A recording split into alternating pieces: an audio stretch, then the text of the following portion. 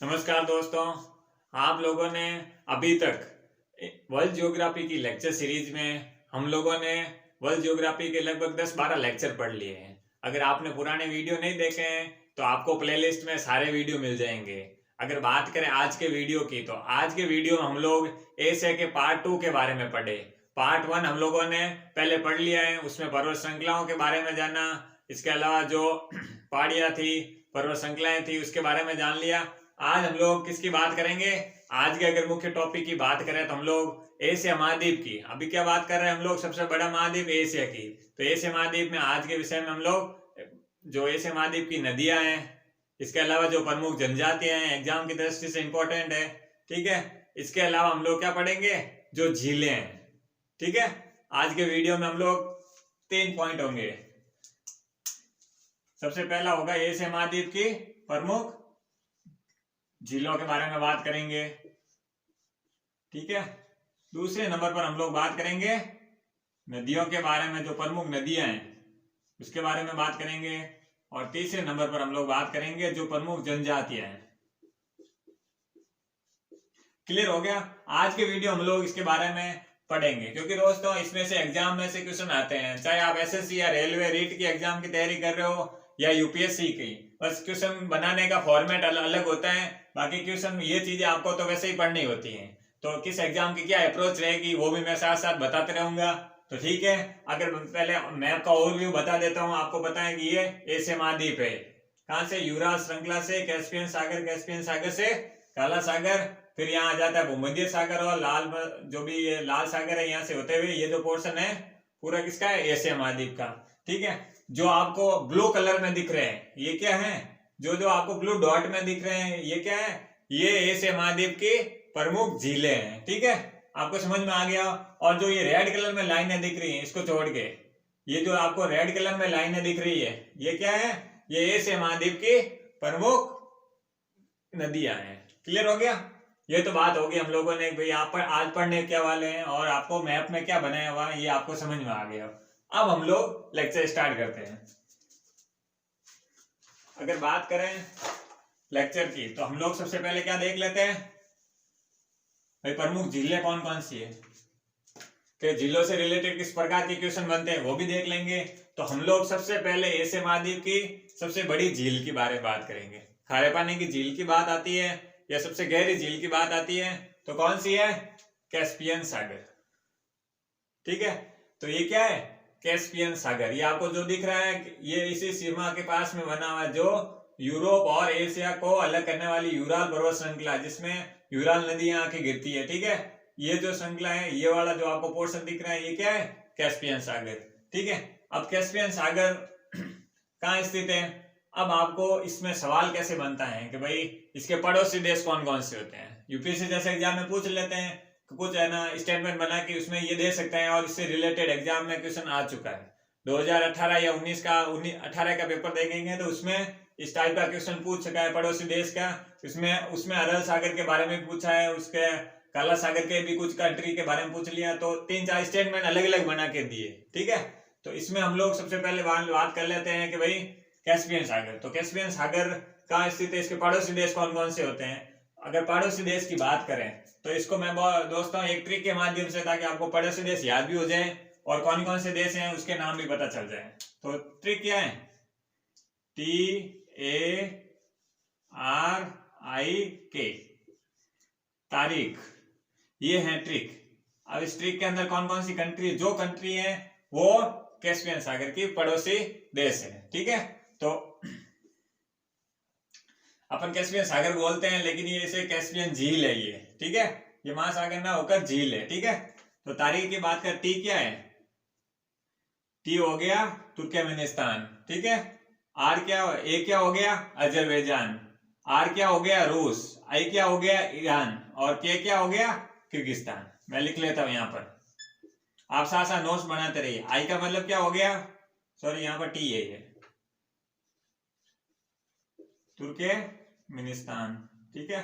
Turkmenistan हो गया, ठीक है। और ये टी का मतलब हो गया। आर के मतलब की बात होगी तो आर का मतलब क्या हो गया? रूस, ठीक है। ए का मतलब क्या हो गया? अजरबैजान, ठीक है। और आई का मतलब क्या हो गया, ईरान। ये आपको दोस्तों याद रखना पड़ेगा। ट्रिक के माध्यम से आप तारीख, आप दिमाग में 2-3 और पढ़ लीजिए। ट्रिक क्या है, तारीख है, उसमें से एक एक शब्द पकड़ लीजिए और आराम से हो जाएगा। के का मतलब किर्गिस्तान। क्लियर हो गया। अब बड़े एग्जाम में या वन लाइनर एग्जाम में भी पूछ सकते हैं कि भाई एक आपको एक नॉर्मल स्टेटमेंट दे दिया जाए, उसके अंदर आपको ऐसा पूछ ले कि भाई जो कैस्पियन सागर है इसके पड़ोसी देश की सीमा लगती है, या तो ये पूछ लेंगे या नहीं लगती है वो पूछ लेंगे। तो ये आपको अब आपको आराम से समझ में आ गया होगा, आपको अलग से पढ़ने की कोई जरूरत नहीं है, ठीक है। ये तो बात हो गई किसकी, कैस्पियन सागर की।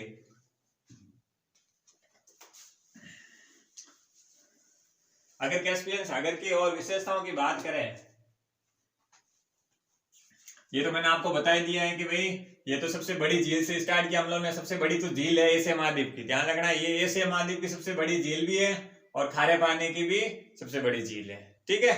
दोनों बात हो गई। ये हम लोगों ने इसके पड़ोसी देशों के बारे में बात कर ली, इसमें किस एग्जाम में क्या अप्रोच होनी है वो बात हो गई। हम लोगों ने किसकी, कैस्पियन सागर की बात हो गई। अब हम लोग आगे कहाँ आ जाते हैं, आगे अपन लोगों ने इसके बाद जो सबसे एशिया महाद्वीप की सबसे गहरी झील की बात आएगी, तो कौन सी है, बैकाल, ठीक है। ये जो आपको दिख रही है ये बैकाल झील है। तो सबसे गहरी झील की अगर इसकी विशेषता क्या है, ये एशिया महाद्वीप की सबसे गहरी झील है। तो सबसे पहले इसकी जो क्या विशेषता हुई, एक तो ये होगी सबसे गहरी झील है एशिया महाद्वीप की, और कहाँ स्थित है ये आपको पता होना चाहिए, रूस के साइबेरिया में। क्लियर हो गया। ये बैकाल झील कहाँ स्थित है, रूस के साइबेरिया में। आपके पास मैप होना चाहिए, आप स्थिति को लोकेट कीजिए। मैं एग्जैक्ट नहीं कर पा रहा हूं, लेकिन आपको मैप के माध्यम से पूरा ध्यान देना है, ठीक है। साथ साथ ये तो हम लोगों ने बैकाल झील के बारे में भी बात कर ली। अब हम लोग थोड़ा और आगे आ जाते हैं। हम लोग अब आ जाते हैं, ये जो आपको बिंदु के रूप में दिख रहा है थोड़ा छोटा ही है, ये क्या है, अरल सागर या अरल झील, ठीक है। अरल झील की बात करें, क्या नाम है, मैं यहां लिख लेता हूं। अरल झील भी बोलते हैं इसे और अरल सागर भी। एक्चुअल में ये झील है इसलिए अरल झील बोलते हैं। अपन कहीं भी पढ़ते हैं तो इसको क्या बोलते हैं, अरल सागर। तो अरल सागर, तो ये तो बात हो गई अरल सागर है ये तो हम लोगों ने मैप में ऑलमोस्ट स्थिति डिफाइन कर ली। अब आपको ये पता होना चाहिए ये किस किस देश से संबंधित है। तो इसकी ट्रिक भी आप साथ ले सकते हैं, क्यू, क्या हो गया, क्यू। तो इसमें आप ऐसे नहीं ले, तो आपको ऐसे ही शॉर्ट में नाम, दो नाम ही है। क्या नाम है, इसके पड़ोसी देश कौन कौन से, ये दो सीमाएं कौन कौन सी लगती हैं, किर्गिस्तान और उज्बेकिस्तान। क्या कौन कौन सी सीमा है, किर्गिस्तान और उज्बेकिस्तान की सीमा है। क्लियर हो गया। ये तो बात हो गई किसकी, अरल झील के बारे में। तो अरल झील की विशेषताओं की बात करें तो इसकी कोई खास विशेषता है नहीं दोस्तों, ये भी आपको पता है खारे पानी की है, ठीक है। ये तो बात होगी अरल। इसके आपको पड़ोसी देशों के नाम याद रखने, और उत्तर से दक्षिण, पूर्व से पश्चिम, क्रोनोलॉजी की बात होगी तो मैं एंड में उस टाइप के क्वेश्चन कैसे बनते हैं उसकी भी बात कर लूंगा। तो हम लोगों ने ये तो बात हो गई किसकी, अरल सागर की। तो अरल सागर के पास में ये कौन सा देश है, ये देश है कजाकिस्तान। जो मैंने ये आपको ब्लू डॉट में, ये क्या है, बालखस झील, कहां पर स्थित है दोस्तों। ये सारे फैक्ट है, यहाँ पर समझाने की कुछ चीजें है नहीं, इसलिए आपको मैं फैक्ट डायरेक्ट बता रहा हूं। तो कजाकिस्तान में है जो, ये कहां पर है, बालखस झील की बात करेंगे तो कहां स्थित है, कजाकिस्तान में।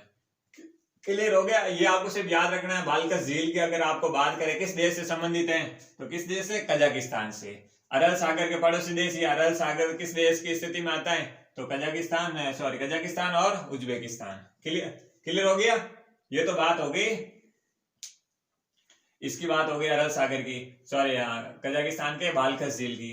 अब हम लोग आ जाते हैं यहाँ पर, ये जो आपको डॉट डॉट कलर में, आपको रेड पर ध्यान नहीं देना है अभी, मैं सिर्फ अभी क्या पढ़ा रहा हूं, अभी मैं आपको झीलें पढ़ा रहा हूं एशिया महाद्वीप की। तो पहले अपन झीलों पर ध्यान देते हैं, फिर हम लोग आगे नदियों पर आएंगे। जो ये आपको दिख रही है ये क्या है, वॉन झील, किसकी है, तुर्की की वॉन झील। क्या बोलते हैं इसे, तुर्की की वॉन झील बोलते हैं, ठीक है। तो वॉन झील की अगर विशेषताओं की बात करें तो विश्व की सर्वाधिक लवणीय अगर झील की बात करेंगे, इसकी लवणता मैक्सिमम है कितने 330 किलोग्राम पर 1000 मिलीलीटर, ठीक है ना, मिलीमीटर है, ठीक है, क्लियर हो गया। देखिए ये वॉन झील हो गई, और कहाँ स्थित है, तुर्की में, ये आपको ध्यान देना है। और सबसे ज्यादा लवणीय झील की बात होगी तो कौन सी है, वॉन झील, ठीक है दोस्तों। ये फैक्ट है सारे, इसलिए आपको सिर्फ पढ़ना है कि भाई फैक्ट कौन से कहां पर है। अब आ जाते हैं हम लोग और नीचे, तो अब ये स्थिति है मर्त सागर की, जो डेड सागर है, ये डेड जोन बोलते हैं अपन, तो ये कौन सा है, डेड ओशन के रूप। तो मर्त सागर की बात करें तो इसकी स्थिति क्या है, सबसे पहले आपको मैप में पता होनी चाहिए। तो ये जो है मर्त सागर इजराइल और जॉर्डन की सीमा पर, मतलब इसी के आसपास, ये आप मैप में एग्जैक्टली देख सकते हैं, ठीक है। तो मर्त सागर कहाँ स्थित है, जॉर्डन और किसके, इजराइल के मध्य सीमा के पास, ठीक है ना। जॉर्डन और इजराइल सीमा की बात करेंगे तो किससे संबंध होगी, मर्त सागर। मर्त सागर दोस्तों, इसका यहाँ का जो ऑक्सीजन लेवल है, मर्त सागर मतलब डेड जोन, ये तो समझ गया, आपको क्लियर हो गया होगा, यहाँ ऑक्सीजन की कमी होती है, यहाँ पर लवणीय भाग होता है पूरा, ठीक है, ये पूरी लवणीय टाइप की झील है, ठीक है, क्लियर हो गया। ये तो हो गई मर्त सागर की बात। अब अगर बात करें, थोड़ा और आगे आ जाते हैं हम लोग, एक एक चीजें देख रहे हैं, तो अभी आप सीधे फैक्ट पर चलते रहिए। और अब आगे देखिए, ये जो आपको टेंसले सेव झील है, कौन सी झील है, टेंसले सेव झील। टेंसले सेव झील की बात करें तो ये कहाँ स्थित है, ये आपको पता होनी चाहिए, कहां पर, कंबोडिया में। अब अगर एग्जाम में पूछ ले कि टेंसले झील कहाँ स्थित है, कंबोडिया में, क्लियर हो गया। और ये जो मैंने नीचे लिखा है, ये जो है टोवा झील, ठीक है दोस्तों, इफेक्ट है, नाम है, इसलिए मैंने आपको डायरेक्ट ही बता रहा हूं। तो जो टोवा झील है वो कहाँ स्थित है, इंडोनेशिया में, ठीक है ना। ये जो आपको जावा सुमात्रा वाला एरिया दिख रहा है, New Guinea, Papua New Guinea का ये जो क्षेत्र हो रहा है, ये वाला, ठीक है ना, यहाँ पर इंडोनेशिया के द्वीप है। द्वीपों के बारे में हम लोग एक कॉमन वीडियो बनाएंगे पूरे वर्ल्ड का, जिसमें द्वीपों के बारे में अलग अलग संधि है, उसका भी एक कॉमन वीडियो अलग से बना देंगे, ठीक है ना। अभी हम लोग महाद्वीप के एक एक जो खास विशेषता है उसको देख लेते हैं। तो ये टेंसले सेव झील की बात होगी। दूसरा टोबा झील है, टोबा नहीं टोवा है, ठीक है ना, ये टोवा झील। अगर टोवा झील की बात करेंगे तो कहाँ स्थित है, इंडोनेशिया में। और इसके अलावा अगर बात करें तो भारत की स्थिति में भी एक दो देख लेते हैं। तो भारत की स्थिति में ये दो जिले हैं, एक ये और एक इसके पास में ही है, ठीक है ना। ये देखिए, ये जो पेंगोंग झील है, एक तो ये कहां पर है, ये आपको पता है, ये ऊपर का राइट साइड का हिस्सा है, किसका है, अक्षय चीन, ठीक है, अक्षय चीन का भाग है, जो चीन अधिकृत क्षेत्र है, ठीक है। तो इसकी जो सीमा है एलएसी भारत और चीन के मध्य जो सीमा है एलएसी, हाल ही में यहाँ पर विवाद चल रहा है। तो यहाँ पर जो सीमा है, इस सीमा के ऊपर, मतलब भारत और एलएसी पर, भारत और अक्षय चीन की जो सीमा है, इस पर पेंगोंग झील है, कौन सी है, पेंगोंग झील, ठीक है। ये आपको पता होनी चाहिए, एग्जाम में पूछ सकता है। इसके अलावा जो हम लोग थोड़ा आगे की ओर आते हैं, ठीक है, दक्षिण और उत्तर की ओर आते हैं, दक्षिण पश्चिम की ओर, तो इस क्षेत्र में ये जो है सी मोरिरी झील है, कौन सी है, सी मोरिरी, ठीक है, सी मोरिरी झील है, जो ये इस स्थिति में इसकी स्थिति है, ठीक है। तो ये तो बात होगी पेंगोंग और सी मोरिरी झील के बारे में। अभी तक हम लोगों ने जो कौन कौन सी झीलें थी, हम लोगों ने जो एशिया महाद्वीप की झीलें थी मुख्य रूप से, उसके बारे में हम लोग एक एक करके, हम लोगों ने उसकी कुछ विशेषताएं थी तो उसके बारे में देख लिया, और बाकी हम लोग ये यहाँ पर क्लियर हो गया, ठीक है। अब हम लोग पढ़ लेते हैं, हम लोगों ने अभी तक जो प्रमुख झीलें थी उसके बारे में, जो मुख्य झीलें थी एग्जाम की दृष्टि से इंपॉर्टेंट थी, एक एक करके हम लोगों ने सबके बारे में जान लिया, ठीक है। अब हम लोग क्या करते हैं, अब हम लोग किसके बारे में जान लेते हैं, अब हम लोग नदियों के बारे में देखेंगे।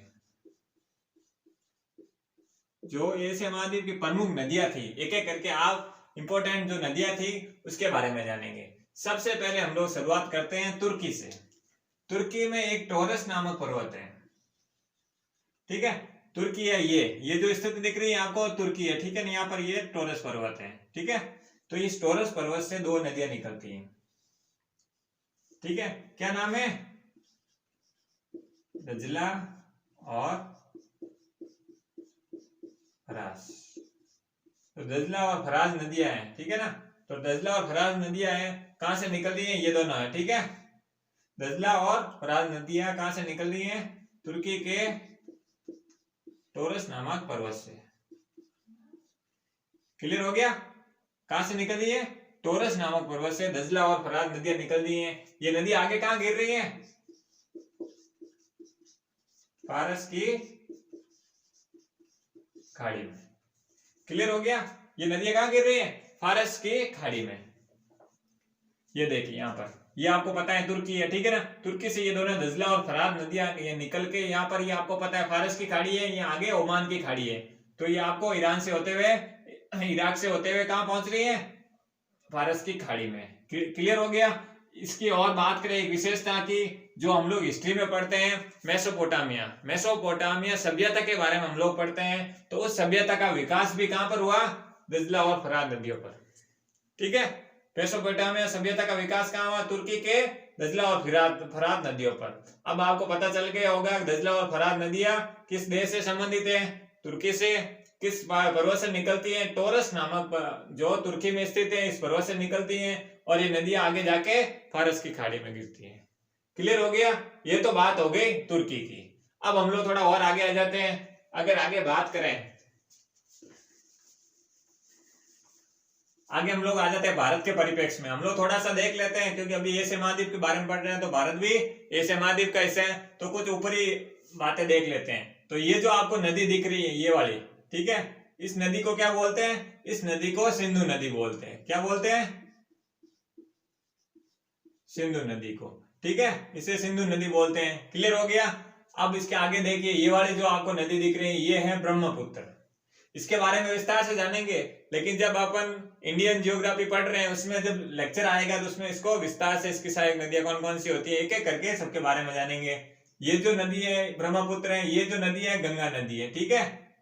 क्लियर हो गया, ये किसका हिस्सा है, ये भारत का है। क्लियर हो गया। अब आगे आ जाते हैं। अब हम लोग यहाँ पर, मैंने कलर से नहीं बताया, लेकिन यहाँ पर एक नदी निकलती है, अमूर। अगर बात करें अमूर नदी की, अगर आपको पूछ ले एग्जाम में, एक अमूर नदी किस देश की सीमा बनाती है, तो वो रूस और किसके, चीन की सीमा बनाती है। रूस और चीन की सीमा के इक्वल चल रही है ये नदी, और ये किसकी सीमा बनाती है, रूस और चीन की, ठीक है। रूस और चीन की सीमा बना रही है, तो इसे क्या बोलेंगे, ये नदी का नाम बोलेंगे अमूर नदी, ठीक है। ये तो क्लियर हो गया, ये ना रूस में है ना चीन में, ये दोनों की सीमा बना रही है। क्लियर हो गया, ये तो मैंने अमूर नदी के बारे में बात कर ली। अब हम लोग थोड़ा और आगे आ जाते हैं। आगे देखिए, ये है यांग टीसी क्यांग। कौन सी नदी है, यांग टीसी क्यांग नदी। यांग टीसी क्यांग नदी की बात करें तो ये क्या है, एशिया महाद्वीप की सबसे बड़ी नदी है। सबसे पहला पॉइंट आपको पता होना चाहिए, एशिया महाद्वीप की सबसे बड़ी नदी की बात करेंगे तो कौन सी नदी है, यांग टीसी क्यांग नदी, ठीक है। ये कहाँ स्थित है, चीन में। ये जो आपको क्षेत्र दिख रहा है, ये कहाँ का है, मैं यहाँ लिख लेता हूँ, कहाँ स्थित है, चीन में। यांग टीसी नदी एशिया महाद्वीप की सबसे बड़ी नदी तो है, ये कहाँ स्थित है, चीन में, ठीक है। क्लियर हो गया। इसके बाद अगर बात करें, ये जो आपको नदी दिख रही है, इसे क्या बोलते हैं, वांगहो नदी। क्या है, वांगहो नदी। तो वांगहो नदी है जो कहाँ स्थित है, ये भी चीन में स्थित है, ठीक है। ये दक्षिणी चीन सागर में आके गिरती है। और अगर इसकी कुछ विशेषताओं के बारे में जान लेते हैं, वांगहो नदी है जो किसके लिए जानी जाती है, ये पीली मिट्टी, इसे क्या, इसे वांगहो नदी को पीली नदी बोलते हैं, ठीक है। यहाँ चावल के उत्पादन के लिए प्रसिद्ध है ये, ठीक है। पीले चावल के उत्पादन के लिए प्रसिद्ध नदी की बात करेंगे तो वांगहो नदी है। वांगहो नदी को क्या बोलते हैं, पीली नदी भी बोलते हैं। क्लियर हो गया। और इसके अलावा अगर बात करें जो चीनी सभ्यता है, ठीक है, जैसे हम लोगों ने मेसोपोटामिया के लिए तुर्की के बारे में जाना, अगर चीनी सभ्यता के बारे में बात करेंगे तो चीनी सभ्यता का विकास भी वांगहो नदी के किनारे हुआ। क्लियर हो गया, ये तो बात होगी वांगहो नदी के बारे में। इसके अलावा हम लोग बात करें, इसकी कोई विशेषता है दोस्तों, अगर वांगहो नदी की बात करें तो इसे चीन का शोक कहते हैं। किसे, वांगहो नदी को चीन का शोक कहते हैं। क्लियर हो गया। अगर चीन के शोक की बात करें तो हम लोग, अगर भारत की वांगहो नदी किसे कहा जाता है, अगर एग्जाम में आपको पूछ ले भारत की वांगो नदी किसे कहा जाता है, वांगो नदी तो अपन लोगों ने पता चल गया भाई चीन का शौक होता है, यहाँ पर चावल का उत्पादन होता है, पीली मिट्टी पाई जाती है इसलिए यहाँ पर पीले चावल उत्पादन होते हैं, पीली नदी भी बोलते हैं इसे, ये तो बात होगी। और चीनी सभ्यता का विकास भी वांगो नदी पर हुआ। अगर भारत के परिप्रेक्ष्य में अगर इससे थोड़ा बहुत देखते हैं कि भाई वांगो नदी के नाम से भारत की कौन सी नदी है, तो वो है महानदी, जो इस सीमा पर मतलब उड़ीसा में बहती है महानदी। इसे क्या कहते हैं, वैसे तो उड़ीसा का शोक कहते हैं लेकिन वांगो नदी के नाम से जाना जाता है। अब उड़ीसा का शोक है, वांगो शोक नदी क्यों कहा जाता है, क्योंकि दोस्तों जब नदी में बाढ़ आती है तो जनमाल की हानि होती है, इससे ये क्या इसलिए इसे शोक कहा जाता है।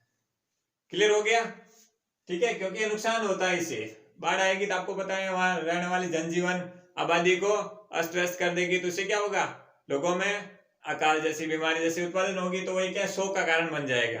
तो इसलिए इसे वांगो को किसे चीन का शोक कहते हैं और महानदी को उड़ीसा का शोक कहा जाता है। ठीक है, जब हम लोग भारत की नदियों के बारे में पढ़ेंगे तो एक एक करके, जैसे बिहार का शोक कोसी नदी है, हम लोग जो भी है इसके एक एक नदियों के बारे में जब भारत के परिप्रेक्ष्य में पढ़ेंगे पूरा विस्तार से पढ़ेंगे।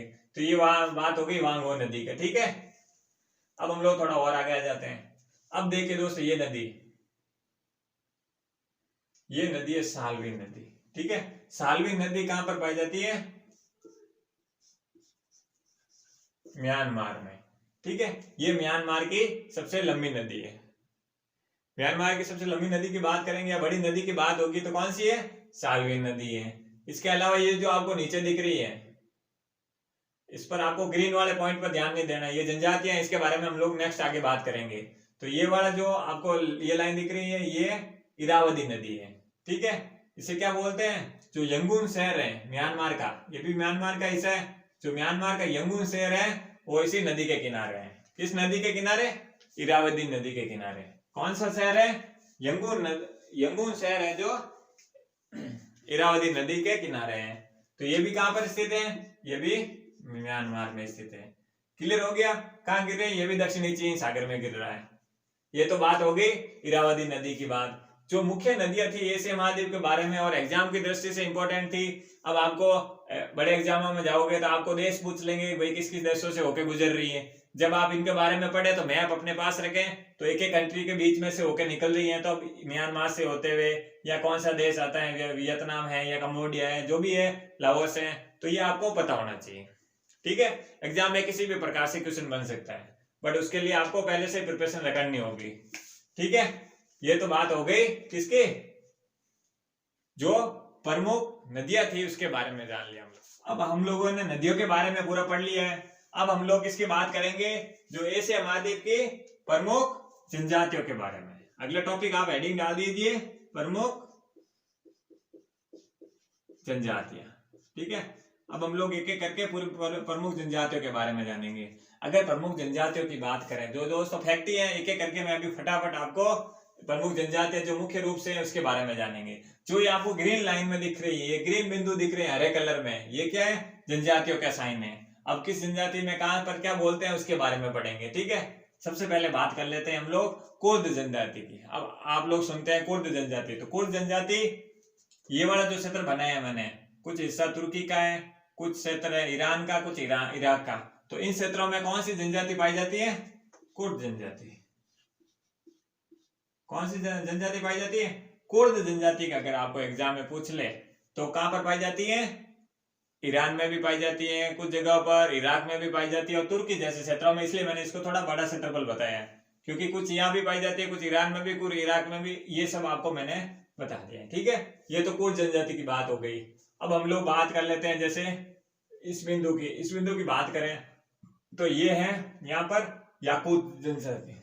हम लोगों ने याकूत पहाड़ के बारे में, पर्वत के बारे में पढ़ लिया, लेकिन अब हम लोग याकूत, कौन सी, याकूत नामक जनजातियां हैं जो रूस के साइबेरिया में पाई जाती हैं।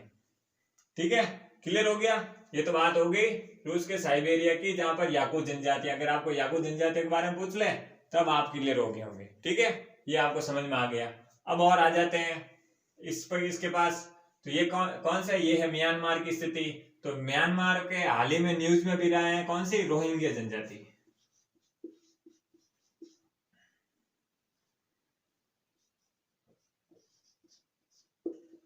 रोहिंग्या जनजाति। तो रोहिंग्या जनजाति की बात करें तो ये इसका जो मुख्य रूप से कहाँ पाई जाती है, म्यांमार।